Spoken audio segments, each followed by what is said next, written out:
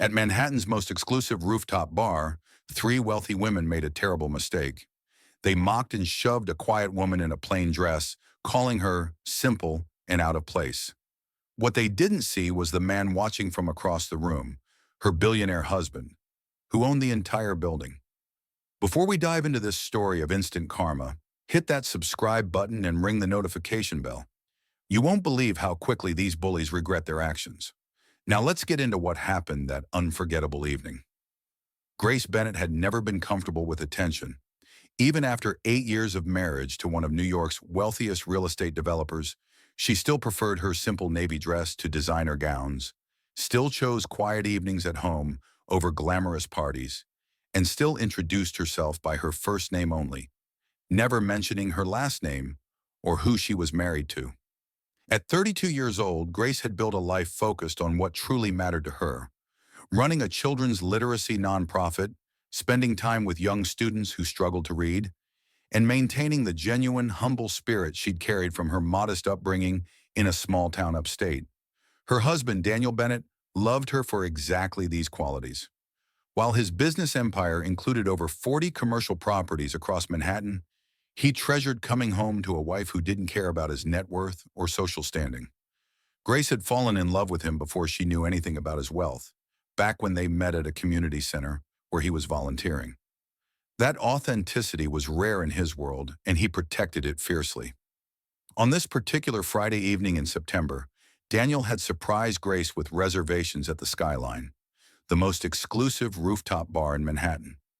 The place was legendary, perched on the 45th floor with sweeping views of the city, a 3-month waiting list, and prices that made most people wince. Grace had been reluctant, preferring their favorite little Italian restaurant in Brooklyn, but Daniel insisted. It was their anniversary after all, and he wanted to do something special. What Grace didn't often think about was that Daniel actually owned the building. She knew it technically, but it wasn't information that occupied space in her mind. She didn't walk through life cataloging her husband's properties or using his influence. That simply wasn't who she was. They arrived at 8 o'clock, taking the private elevator to the top floor. The bar was everything its reputation promised. Floor-to-ceiling windows, soft jazz playing, crystal chandeliers catching the last rays of sunset. Grace felt slightly out of place in her simple dress among the designer-clad crowd, but Daniel's hand on the small of her back steadied her. They found seats at the sleek marble bar, and Daniel ordered them both drinks. Then, barely 10 minutes into their evening, Daniel's phone rang. He glanced at the screen and his jaw tightened slightly. Grace recognized that look, urgent business that couldn't wait. He apologized profusely, promising it would only take 5 minutes, and stepped out onto the adjacent terrace where he could hear better. Grace smiled and told him to take his time. She was perfectly content to wait, pulling a paperback novel from her purse and settling onto her bar stool. That's when three women swept into the bar like a storm of expensive perfume and loud laughter. Bridget, Courtney, and Whitney were exactly the type of people Grace usually avoided. They wore the kind of designer dresses that cost more than most people's monthly rent, jewelry that sparkled aggressively under the lights, and expressions of absolute entitlement.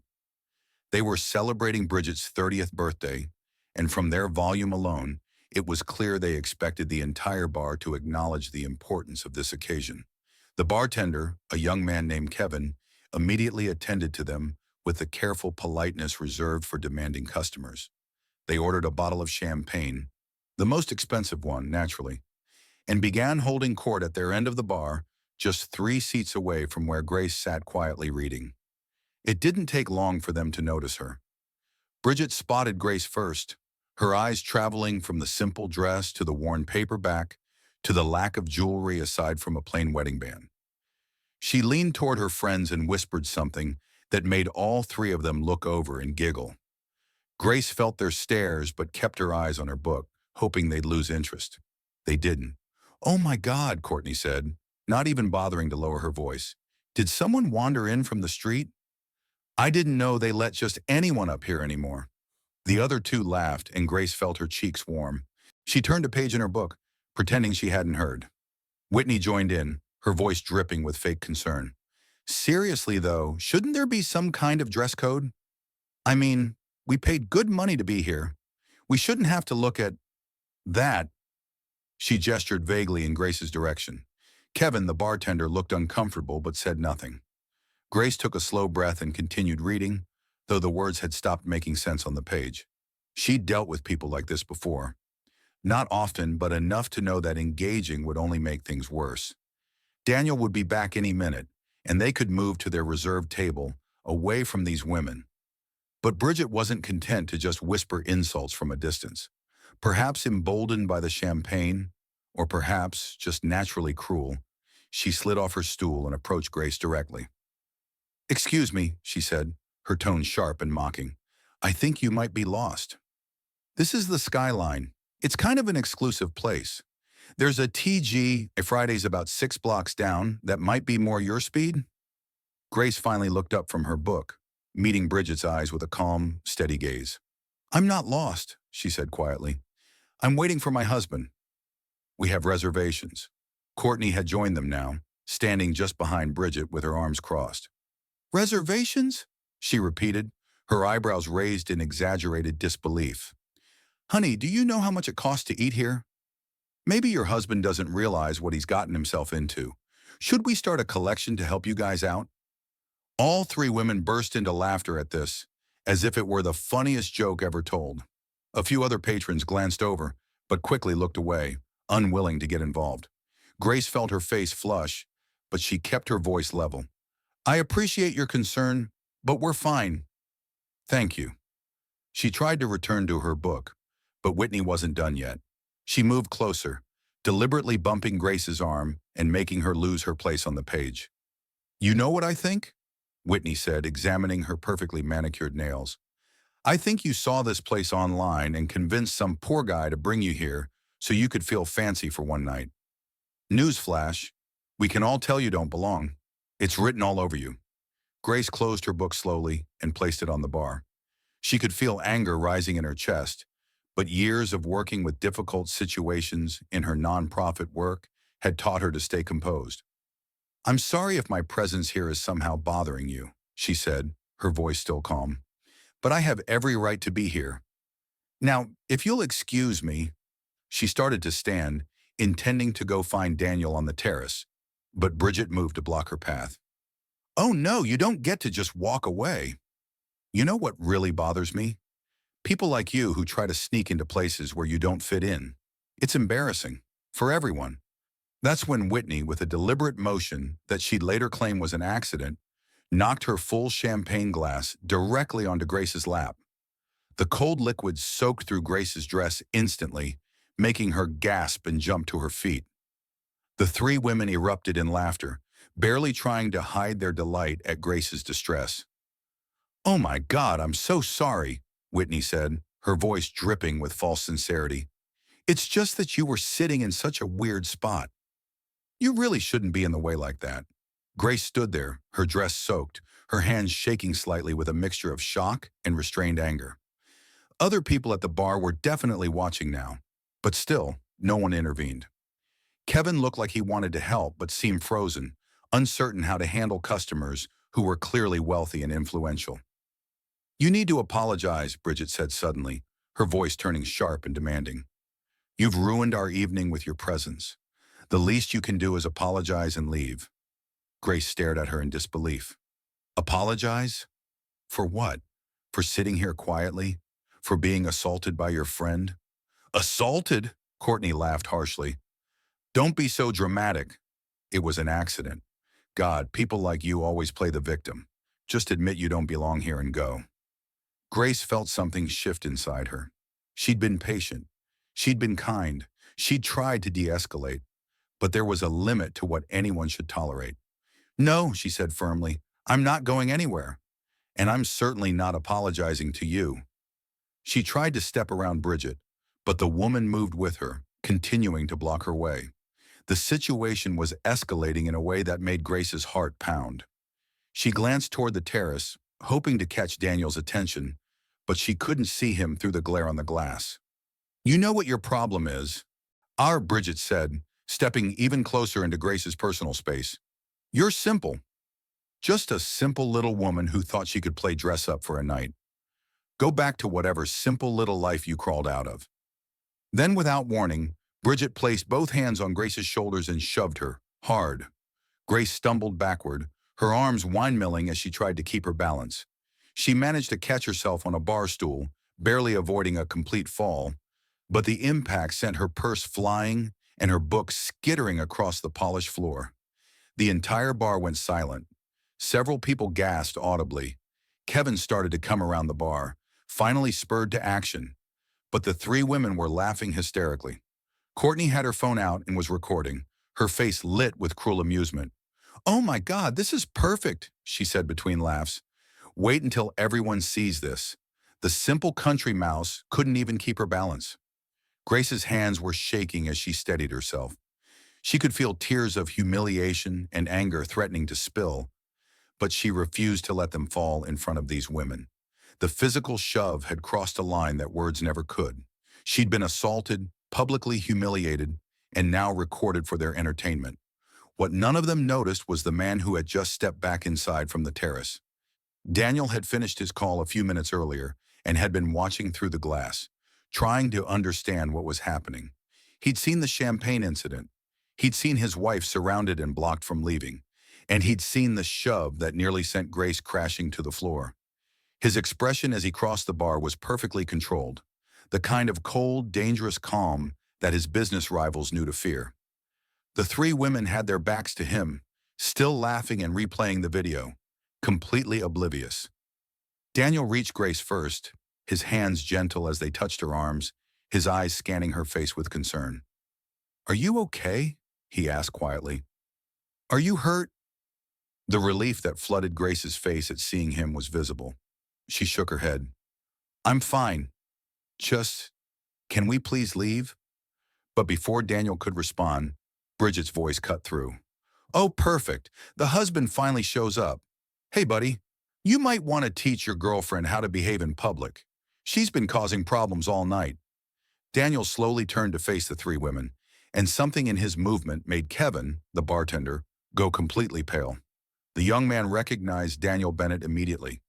He'd seen the owner exactly once during his training, and the image had been seared into his memory. "I'm sorry," Daniel said, his voice quiet but carrying easily in the hushed bar. "What did you just say about my wife?" Whitney rolled her eyes. "Your wife needs to learn her place. This isn't the kind of establishment for someone like her. We were just explaining that by shoving her," Daniel interrupted, his voice still eerily calm. "That's how you explain things? Physical assault?" Bridget laughed, though it sounded slightly nervous now. "Assault? Don't be ridiculous. It was barely a push. She's being overdramatic. Honestly, if you can't afford to be here, just say so. There's no shame in knowing your limits." "I see," Daniel said. He pulled out his phone, typed something quickly, and pocketed it again. "Can I ask your names?" Just for clarity. The three women exchanged glances, and for the first time, a flicker of uncertainty crossed their faces. But Bridget's ego won out. "I'm Bridget Whitmore. My father owns Whitmore Financial. This is Courtney Preston, Preston Properties, and Whitney Lancaster from the Lancaster Foundation. Not that it's any of your business. Now, if you'll excuse us, we'd like to get back to our celebration without you people ruining it. Whitmore Financial, Preston Properties, and Lancaster Foundation," Daniel repeated, as if memorizing the names. "Interesting." He looked at Kevin, who was standing frozen behind the bar. "Kevin, would you please pull up the security footage from the last 30 minutes and send it to building management?" Kevin nodded quickly, grateful to have something to do, but his hands shook as he reached for the computer terminal. Bridget's eyes narrowed. "Security footage? Who the hell do you think you are?" Daniel's expression didn't change. "My name is Daniel Bennett. I own this building. I own this bar. I own the three buildings on either side of this one, actually. And what I just watched was three guests in my establishment harass, humiliate, and physically assault another guest, who happens to be my wife." The silence that followed was absolute. Courtney's phone slipped slightly in her hand. Whitney's champagne glass hovered halfway to her lips, forgotten. Bridget's face cycled through several emotions: confusion, disbelief, and then slowly creeping horror. You're joking," Bridget said weakly. "That's not funny." The elevator doors opened, and a man in a sharp suit emerged, slightly out of breath. He was Thomas, the building manager, and he'd clearly run from whatever floor he'd been on when Daniel texted. "Mr. Bennett," he said, slightly winded. "You needed me, sir?" The confirmation hit the three women like a physical blow. This wasn't a bluff. The simple woman they'd been tormenting was married to one of the most powerful real estate developers in Manhattan, and they'd assaulted her, on camera, in his building. Bridget's voice came out in a strangled whisper. We didn't know who she was." Daniel's response was ice cold. "And that's exactly the problem. You didn't need to know who she was. You should have treated her with basic human respect regardless of who you thought she was. But you didn't. You mocked her appearance. You invaded her personal space. You poured alcohol on her, and then you physically shoved her, all because you decided, based on nothing but her clothes and the fact that she was reading a book, that she didn't deserve to be treated like a human being." Courtney tried a different approach, her voice shaking. "Mr. Bennett, please, this is all a huge misunderstanding. We've had too much champagne. We weren't thinking clearly." "You were thinking clearly enough to record it for social media," Daniel cut her off. "Thomas, I want these three women's names on the permanent ban list for this establishment. I'll also be sending their information and the security footage to the management of every property in my portfolio. They're not welcome in any building I own." Whitney's face crumpled. "Please, you can't do that. My charity work. I host events at your properties. My family should have raised you better," Daniel finished. "You put your hands on my wife. You think there won't be consequences for that? Thomas, please escort these women out. Now." Thomas gestured to two security guards who had appeared from the elevator. The three women looked between each other in panic, finally understanding the full scope of what they'd done. Bridget tried one more time, her voice desperate. "We're sorry. Please, we didn't mean. It was just supposed to be funny." "What's funny," Daniel said, his voice quiet but cutting, "is that the woman you called simple runs a literacy nonprofit that's helped thousands of children learn to read. The woman you mocked for her cheap dress personally tutors struggling students 3 days a week, for free. The woman you decided didn't belong here has more grace, kindness, and genuine worth in her little finger than the three of you combined. And you know what else? She could buy and sell your family's companies without making a dent in her bank account. But she'd never do that, because unlike you, she doesn't measure people's value by their wealth or their clothes or their social status." The security guards were gently but firmly guiding the three women toward the elevator. Other patrons watched in stunned silence as Bridget, Courtney, and Whitney were escorted out, their faces red with shame and tears, their birthday celebration ending in the most humiliating way possible. When the elevator doors finally closed on them, the bar remained quiet for a long moment. Then Daniel turned back to Grace, and his expression softened completely. "Are you sure you're okay?" he asked again, his voice filled with concern. Grace nodded, managing a small smile. "I'm fine. Really, I want to go home." "Actually," Daniel said, guiding her back to their seats at the bar, "how about we stay? We're not letting them ruin our anniversary. Kevin, would you bring my wife a towel and whatever she'd like to drink? And actually, do you still make those burgers that the staff raves about?" Kevin, looking relieved to be given a normal task, nodded enthusiastically. "Absolutely, Mr. Bennett. Best burgers in Manhattan, even if they're not on the official menu." Grace laughed, a real laugh this time, and the tension finally broke. "Burgers sound perfect." As they sat together at the bar, Grace's dress slowly drying, sharing a plate of burgers that cost a fraction of the menu prices, Daniel took her hand. "I'm sorry that happened to you," he said quietly. "I hate that you have to deal with people like that." Grace squeezed his hand. "I know, but you know what? I feel sorry for them. Imagine being so empty inside that you need to hurt other people to feel important. That's not a life I'd ever want, no matter how much money or status came with it." And that really was the difference. Grace Bennett, in her simple dress with her paperback novel and her quiet dignity, understood something that Bridget, Courtney, and Whitney never would. True worth isn't measured in designer labels or social connections or how many people you can look down on. It's measured in kindness, in compassion, in how you treat people when there's nothing to gain from it. Grace had that in abundance. The three women who'd mocked her had none of it. The next day, the story spread through Manhattan's social circles like wildfire. The video Courtney had started recording had been automatically backed up to her cloud storage before she could delete it, and someone had leaked it online. By Monday morning, Bridget's father's company had lost two major clients who didn't want to be associated with that kind of behavior. Whitney had been quietly asked to step down from her charity board, and Courtney found herself uninvited from half a dozen upcoming events. But Grace didn't revel in their downfall. She went back to her nonprofit, back to her students, back to the quiet, meaningful life she'd built. Because that's who she was, and no amount of cruelty from small-minded people could change that. Sometimes karma doesn't take years to come around. Sometimes it happens in real time. And sometimes the people who think they're superior learn a hard lesson about what truly matters. And that's how three women learned the hardest way possible that kindness costs nothing, but cruelty can cost everything. What do you think about how Daniel handled this situation? Let me know in the comments below. If you enjoyed this story of instant karma, smash that like button and subscribe for more incredible true stories. Check out the video on screen for another unbelievable tale of justice served. Until next time, remember, treat others the way you want to be treated. You never know who's watching.